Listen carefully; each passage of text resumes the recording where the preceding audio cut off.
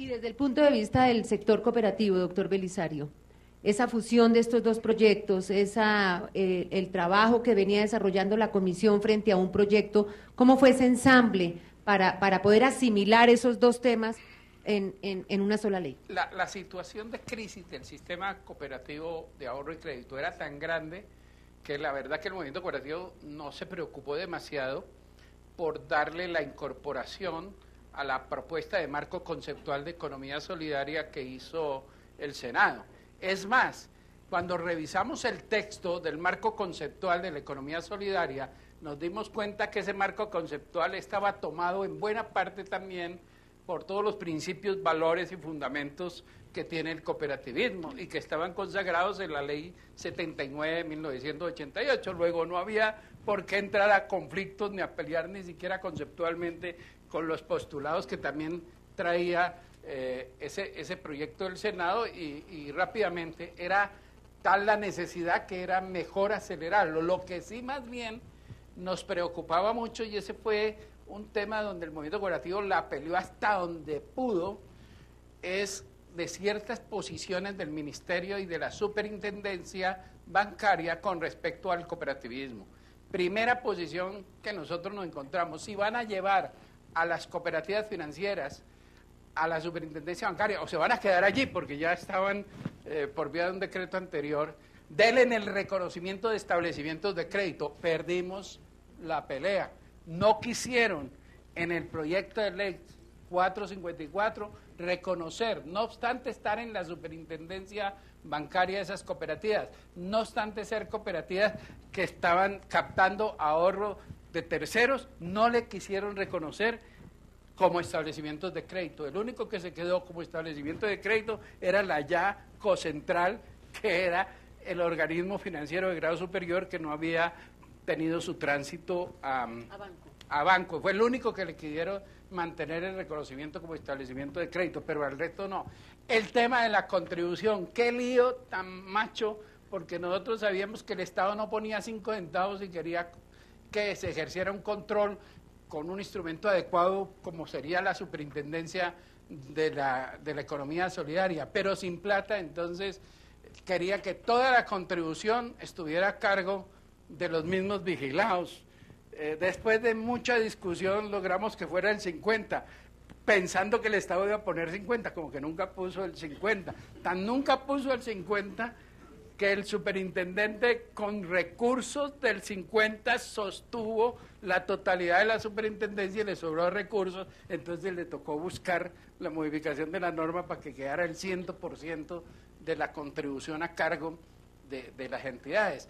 Eso para nosotros fuimos descalificados ante el movimiento cooperativo, los que ayudamos a trabajar en esa ley, porque el movimiento cooperativo toda la vida no había contribuido a la función al pago de la inspección y vigilancia, y teníamos que pagar. El FOGACOP, nueva contribución.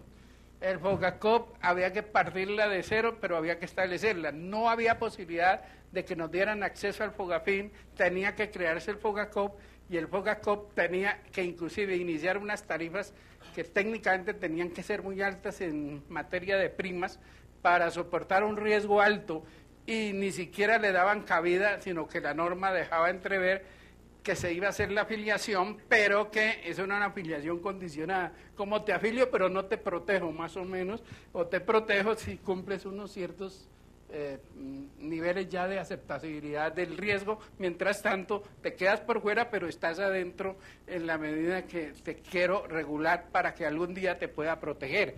Esos temas fueron muy duros, se trajinaron mucho, no sacamos lo mejor, pero lo que fue muy importante es haberse creado las bases para formar una superintendencia de la economía solidaria autónoma, independiente, y que recogiera a todo el sector de la economía solidaria y que vigilara no solamente a ese cooperativismo en crisis, que era el cooperativismo de ahorro y crédito, sino que también se extendiera al resto de cooperativas y al resto de entidades de la economía solidaria. Eso nos parecía suficiente ganancia para que la ley se aprobara en el Congreso.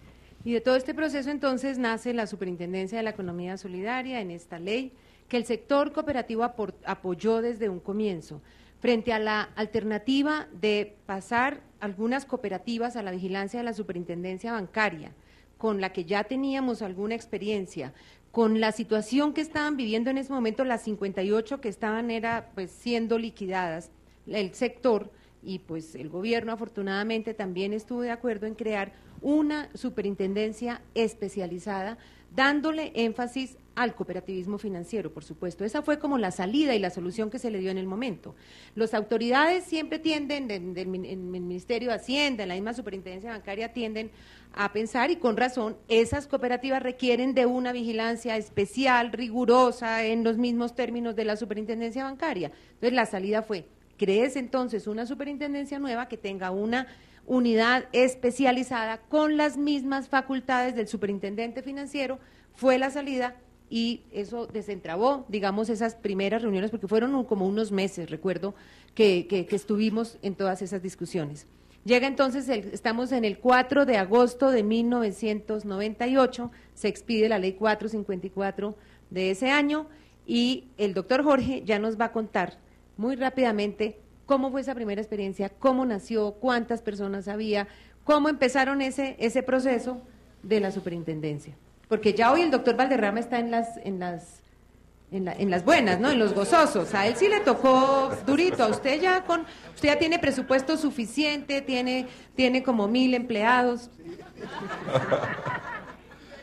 No, yo siento que son 1.000. Siéntanse halagados, porque son 89 que trabajan como 1.000.